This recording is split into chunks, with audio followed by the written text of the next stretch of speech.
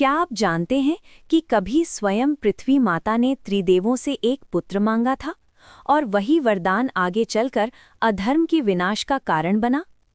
एक दिन ब्रह्मा, विष्णु और शिव तीनों ने एक साथ कहा कि धरती ने उन्हें पुकारा है। तभी भूलोक गाय के रूप में उनके सामने आई, आंखों में आंसू और हृदय में पीड़ा। उसने विनती की कि उसे केवल एक ऐसा पुत्र चाहिए जो उसी से जन्मा हो। त्रिदेवों ने मां की इच्छा पूरी की, पर यह भी कहा कि उस पुत्र को मृत्यु भी केवल वही दे सकेगी। इसी वरदान से नरकासुर का जन्म हुआ, परंतु वो धर्म का रक्षक नहीं बल्कि अधर्म का प्रतीक बन गया। उसने राज्यों पर अधिकार किया, हजारों स्त्रियों को बंदी बनाया और अंत में देवताओं को भी परास्त कर इंद्रलोक पर अधिकार कर लिया। उसने देवराज इंद्र को अपमानित किया और उनकी माता अदिति के साथ भी दुर्व्यवहार किया। देवता असहाय हो गए। तब इंद्र भगवान कृष्ण के पास पहुंचे।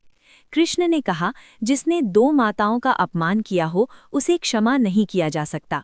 वे सत्यभामा के साथ युद्ध के लिए निकले। भीषण संग्राम हुआ। नरकासुर लगभग अजेय था, पर अंत में सत्यभामा के हाथों उसका वध हुआ। तब आकाशवाणी हुई कि माता के हाथों मृत्यु पाने का वरदान पूर्ण हुआ, क्योंकि सत्यभामा स्वयं भूदेवी का अवतार थीं। नरकासुर के अंत के बाद कृष्ण ने उसकी कैद में पड़ी हजारों पीड़ित स्त्रियों को मुक्त किया, पर वे डर रही थीं, समाज उन्हें स्वीकार नहीं करेगा। तब कृष्ण ने कहा कि कोई भी उनकी आत्मा को अपवित्र नहीं कर सकता। उन्होंने उन सभी को सम्मान और आश्रय दिया। कृष्ण ने अपने अनेक रूप धारण किए ताकि हर स्त्री को पूर्ण सम्मान और प्रेम मिल सके। तभी संसार ने समझा कि कृष्ण को सर्वव्यापी क्यों कहा जाता है।